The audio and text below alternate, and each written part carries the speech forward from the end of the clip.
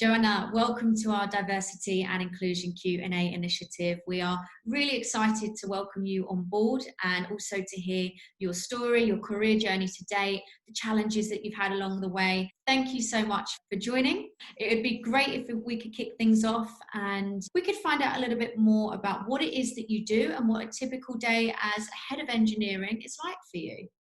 Yeah, I'm working at Avanza, and I don't know if everybody knows what Avanza is. It's an online bank, and we're trying to help people to get like a better future. And I'm working as a head of engineering, which means like we have 24 teams, development like tech teams, and I work with the engineering part of it. Or I actually work with all of it, but I'm responsible for the engineering part of it, which is around a bit more than 100 people. And I work close to, we have 7 engineering managers in my team. And I also work close to 3 kind of agile tech coaches that work there as well. Also together with our like head of products. We have a few people that we work in a team as well. My work is to help our teams to get the best possible way, how they can work the best way and have the best possibilities. Thank you very much for sharing. And I can imagine responsibilities change from day to day, but what would like a typical day look like for you? Right now, I'm working from home most of the time. Today, I'm actually in the office, but that's very seldomly. So a day I will start. We have like dailies, like a morning meeting where I will meet my team, and we actually have sprint planning and planning as the same way as the tech teams. So we look at our board and see what have we done and what should we focus on right now. Then, yeah, for me it's a lot of meetings. So it could be a workshop, like looking at do we need to split in the teams? Do we have the right set of teams? How are we looking at that? We did for a while ago a big change within our technical, like changed front-end development. We went from our native stuff into legacy web app. So then we had meetings regarding that. So that could be a workshop regarding that. Could have an interview maybe in the afternoon. We're looking for people. So that's also something. And of course I have one-on-one with the other managers and the coaches that I'm a manager of, so helping them out as well, and maybe they have some obstacle or something that I need to help them with. So it looks very different. Mixing it up, I can imagine yes. Every day is different, right? What would you say you enjoy the most about your position as head of engineering? I enjoy both to work like in the tech industry is really fun and work with system development, and work at a company that I'm really proud of, that we're helping our customers and have like a nice way of trying to help our customers for real. Not that's really important, I think, and also to work at a place that has a good culture, both culture and that we are value driven. And that's really important, I think, that we're nice to each other. And working with development is really, really fun, and helping people to grow and teams to grow and get the right organization is really fun as well. Cool. Thank you for sharing. How would you define the culture that you like to set up in your own team? Yeah, it's the same as like the culture that we have on all and the whole Avanza, but I think it's really important to have a culture where you can be yourself, you trust people, you let the team do the work. Of course, we have like a mission that every team has, but then you let them decide themselves how can they reach that goal and they're like that mission, and you trust them. So that's really, really important. It's okay to make mistakes is really important as well. To be creative and kind of innovative, you need to let people make mistakes because they learn from it. So that's also important in a culture. That sounds like a fantastic culture where collaboration is valued as well.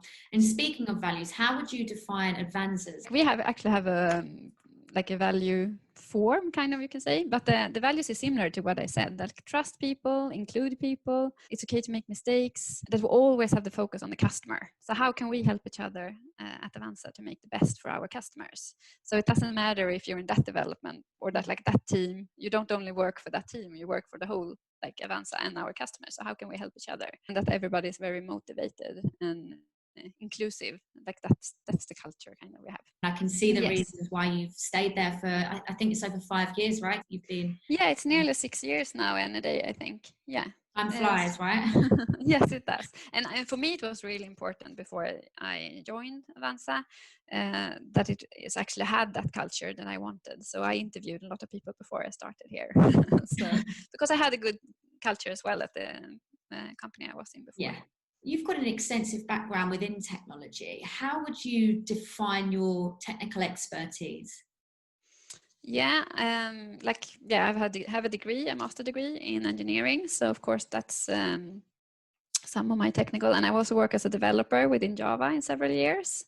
So I know Java, but now the recent years I more work with like how can you make really good product development, and how do you create like a good organization and teams, and like have the both technical and like the people and organization that will help out to get your teams to do the best for our customers.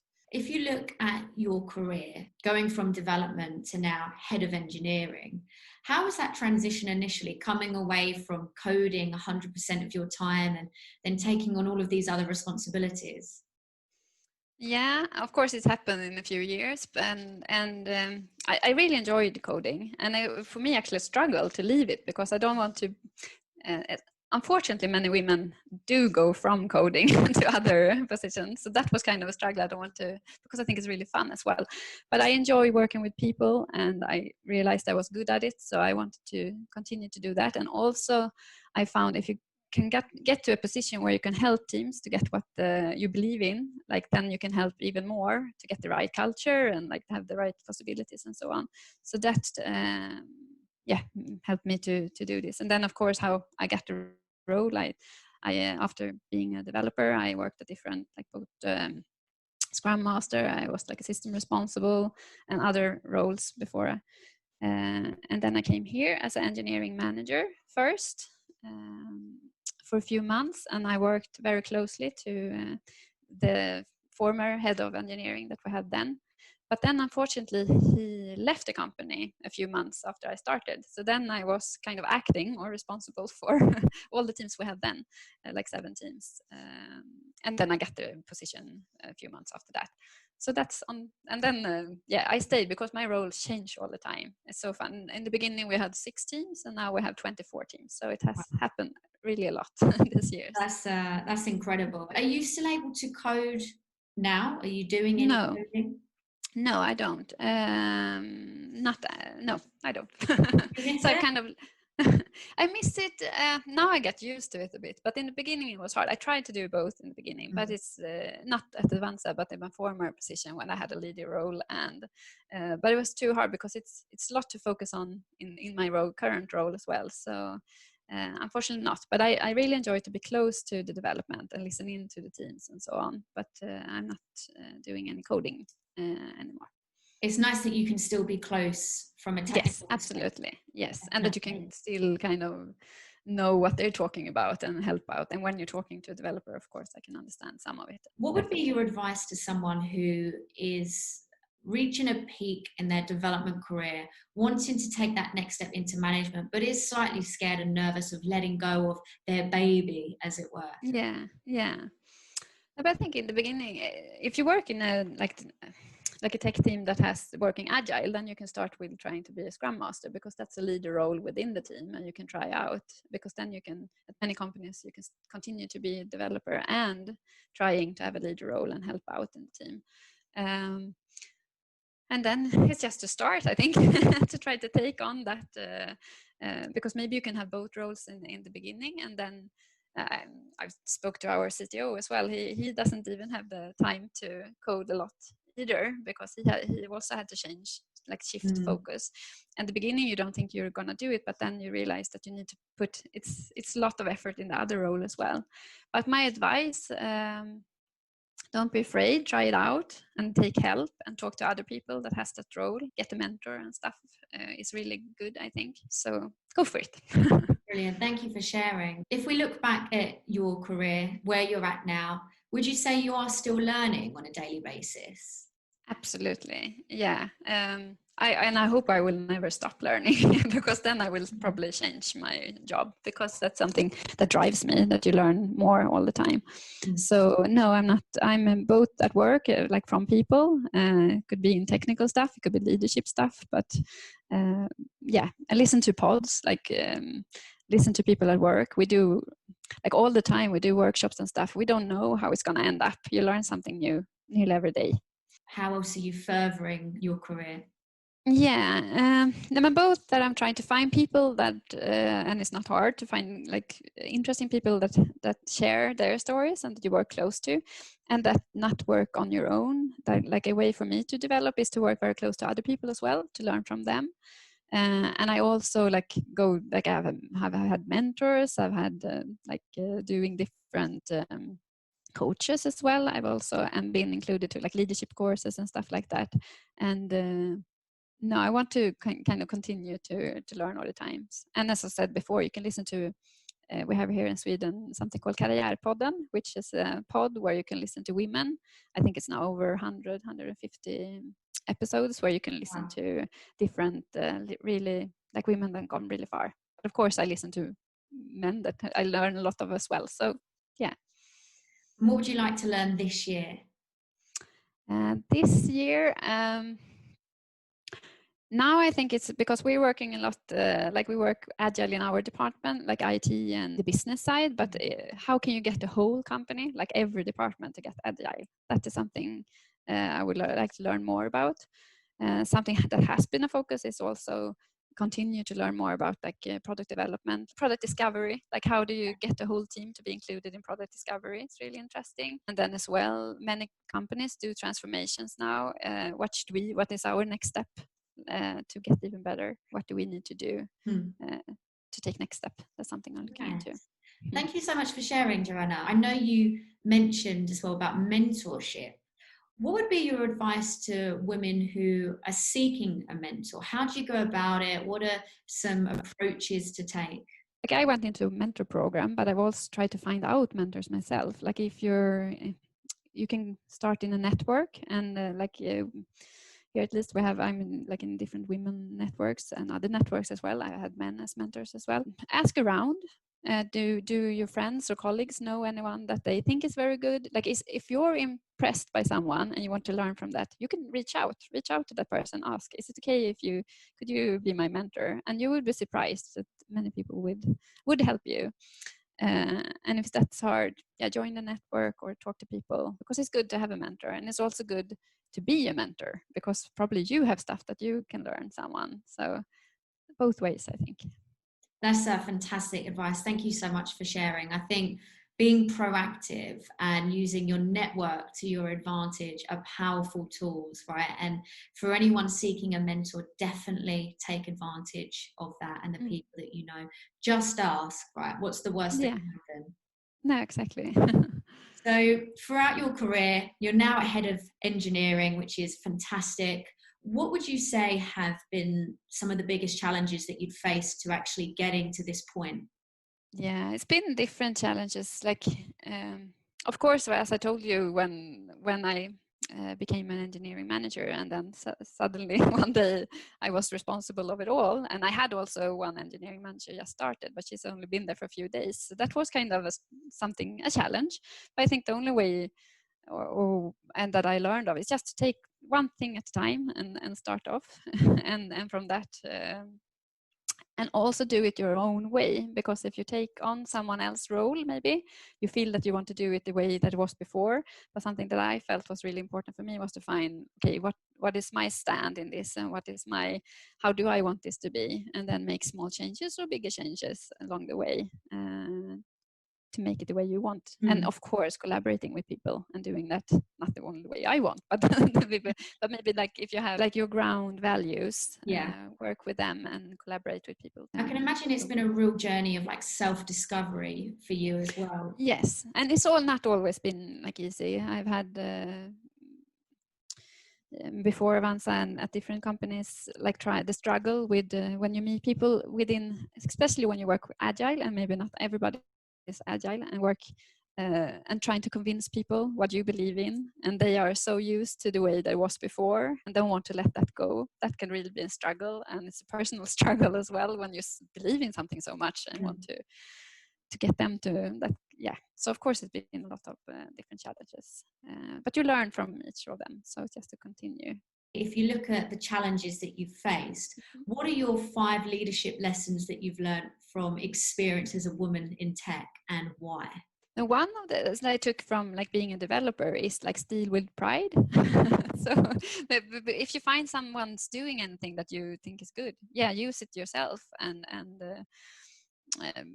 yeah, it could be anything from like doing a workshop, or how you want something to yeah, copy what you think is good and try to use it yourself. So that's one thing. Trust is really important, to trust people and include people very early, like inclusion and both inclusion and transparency. So for me, it was we did a transformation here at Avanza for a few years ago, if I'm going to take an example. And then that was, you heard some of people that thought it was really tough. It was a struggle. Should we really do this? And you can often hear them a lot. So then we made like an open survey, and you could see when everybody's, we were around 100, more than 100 people in the room, and everybody could do the Mentimeter like real time. Yeah. And then you could see it was only 4% that was against it, but they had been before talking so much, you thought it was more. So it's really like try to be include people and be transparent. It's very transparent. And when we did this transformation, we told them early, we're going to do a change. We don't have all the answers, but we're trying to learn all the way, and we need your you at the, like we did loads of workshops to include all the teams. So that's something it's really important with the inclusion as well. And then ask for help, and that you as a leader, you're not the same way we have our tech teams. Like I believe in teamwork. So why should a leader do, like you need help as well. So try to find coworkers or actually get a leader team, take help from them, because you can share like your thoughts and when you're planning to do stuff, and they can challenge you. And of course the result of that will be better. So take help and include people. That's a good advice as well. And then don't be afraid to make mistakes. That's another kind of lesson. And think if something is a challenge, like what was the worst thing that can happen? Try it out, and you will learn from it. So don't hesitate too much. So we've spoke a little bit about some of the challenges that you've faced and the lessons learned, but more importantly, what would you say has been a really proud moment throughout your career? Proud moment, or really was really fun. It was also actually now a few years ago when we did this transformation. We did something that's called self-selection. We had already decided we're going to have this 11 teams, and then we had decided who were going to be the product owner, and that product owner had pitched like this is what this team is going to do. And then we had self-selection, which is like a workshop that we had in 1.5 hours, or I think it was, yeah, where everybody could choose which team am I going to be involved in. So you have 11 teams and everybody can choose themselves. And I think that was a really proud moment when that actually worked. Of course, we was a bit hesitated before, will this go and will every team get members? And how will we know that the right people are in the right teams? But trust again the teams. So that was a proud moment to see all these teams to achieve this in only 1.5 hours. And I think that is something I haven't talked that much, but that you need courage to be able to kind of trust. But I like, for me it was like, the other thing is that many people maybe did before is management selection, to kind of choose who is going to be in each team. But it's a lot better if you let the people choose themselves which team they're going to work in, and the motivation they will have from that will help the team a lot more. So that was one proud moment. Brilliant. Thank you for sharing. I think that's fantastic. Did you always know that working in technology was what you wanted to do as well? I've always been interested, but maybe I didn't know in the beginning that this was what I'm going to do. But because, yeah, I thought it was easy to, like with the technical mathematics and those things. And my dad was a programmer, so of course he learned me a lot and included me a lot in technical stuff. So I did, yeah, it didn't surprise me when I chose to actually go back to study it after I've been abroad 2 years. Yeah. So you mentioned your dad was within programming. That's really great. Who else would you say inspired you to get in the space? Yeah, to get there, a lot of people around me, but people as well that inspired me, like through both when I studied and when I've been working, like many like really great developers, women developers, and other women. But and also had manager was really good within tech, but it inspired me to I'm not sure it was people. Of course, my dad had some influence in it, but it was also like this is something that moves fast, and I want to be included in that, and also kind of a bit to show that a girl can do as well as a guy within this. Never like for me, it's just a fun challenge, not. And I also been treated good, I think so. Yeah, that's some of the things that may make it why I worked with tech and thought it was so much fun. And I could see the future within it. There's so many possibilities. And already like now I've been working within like the banking industry, within clothes, within telecom. So you can choose different kind of, that's something that I felt was interesting as well. If you work within tech, you can work in so different areas. So much to choose between. That's it. The possibilities are endless, right? And it opens up an ocean of opportunity, literally. Yeah, Have you had any women role models or mentors with regards to technology? Because a topic that comes up quite frequently is, especially for the younger generation, it's definitely changing now. But if we look back, not necessarily having these women in tech that are doing fantastic things that we're hearing about, that people are shouting about. So did you have any of that when you were growing up? When I studied and stuff, I had women around me that was really good and interested in it. But I wouldn't say I have exactly this role model that did this. It's more that I felt from the beginning, and even when I did technical stuff and so, that you have the same possibilities as the men, and kind of get because you don't have that many women role models, we need to be more of them. So that's something also that triggered me, I think. What would be your advice for other women wanting to become leaders in their career?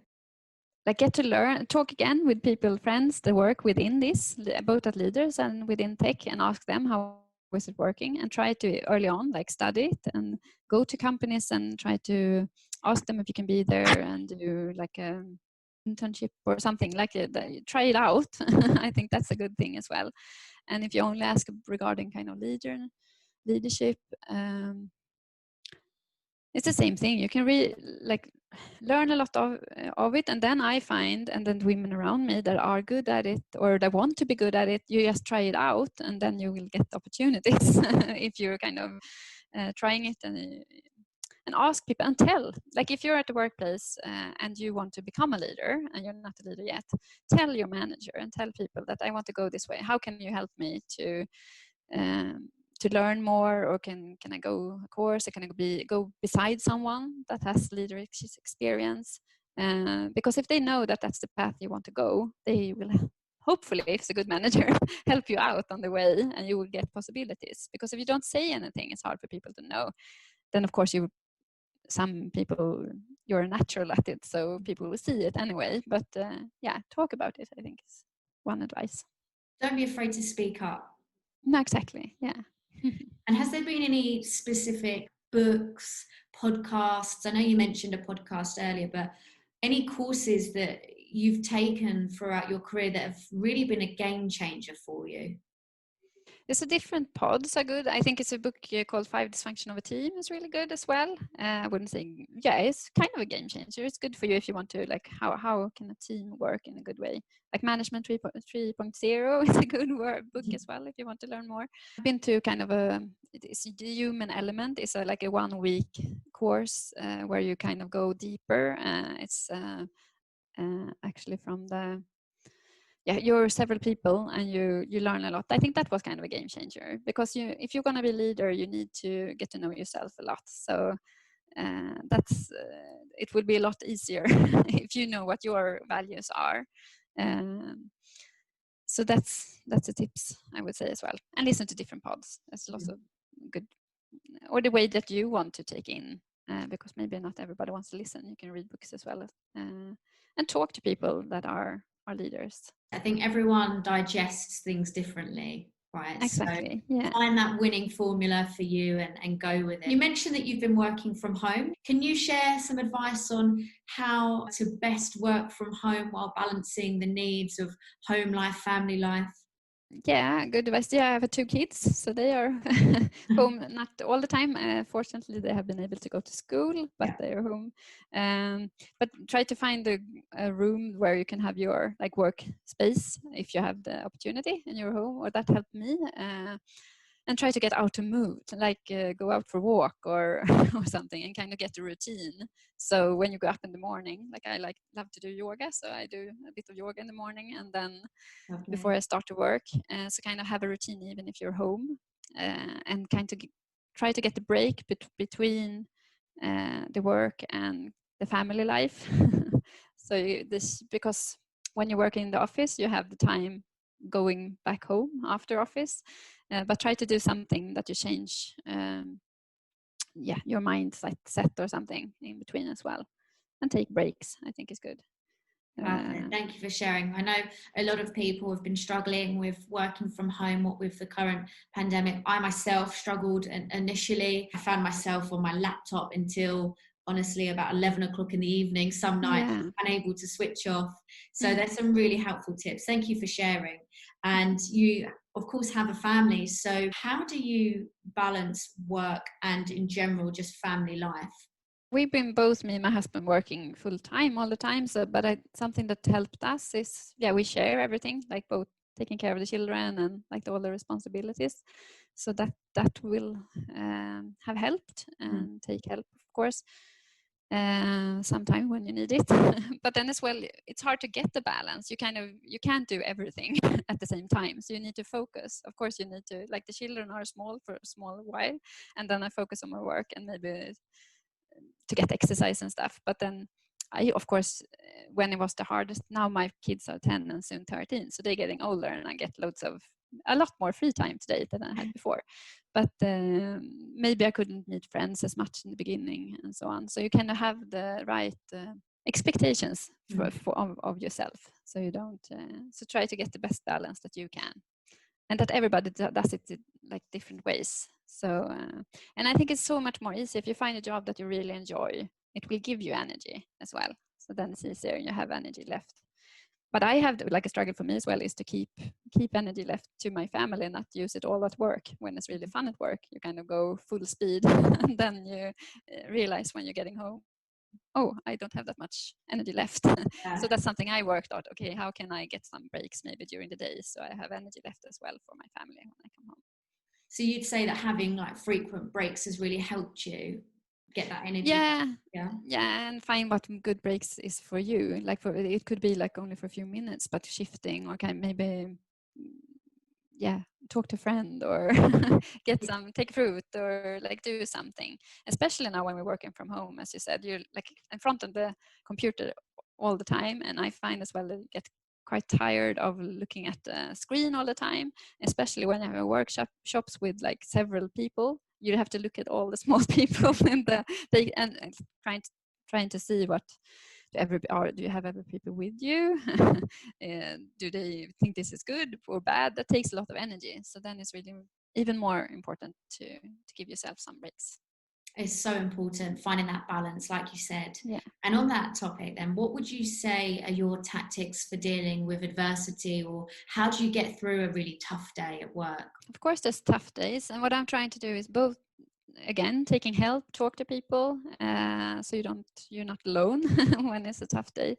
And then some days are tougher, and I'm trying to think of that. I know there will be better some other days. So just go take one thing at a time, and I will get through it. And then hopefully next day it will be easier. So yeah. Thank you for sharing that. I think it's such an important topic. Not every day is perfect, right? We all No. have our Mm. struggles. So understanding how people deal with it is really important. Mm. So thank you so much, Joanna. It's been a real pleasure speaking with you. Great to hear your journey that you've had so far. And how we like to round off part one of our Q&A is just by uncovering a little fun fact about yourself and maybe some hobbies that you're really into. Yeah, I lived in Ireland for 2 years. That's Okay. maybe, yeah, but that was now nearly 20 years ago. Not gonna say how old I am. No. But hobbies, you said I enjoy like running, yoga, and being with my family, of course, and friends. I like horse riding, but that's not that much. I haven't done that as much as I like singing as well. We actually have a choir at our company, so we can sing together. But of course, now during the pandemic, we haven't had it the last 6 months. But before that was really fun to meet Yeah, and sing together once a week. that And sounds that's also incredible. something that is like we talked about culture, like Yeah. to letting people at work meet each other in different ways that will help out. So that's really, yeah, that's another fun fact. Cool. Thank you for sharing, Johanna. It's been an absolute pleasure. Like I say, thank you again for sharing your story. And I look Thank forward to you. tuning in with you again next week, where we will follow up on ideas on diversity, inclusion, and what more we can do to attract and appeal to women in tech. Sounds good. Thank you very much. Thanks. Take care.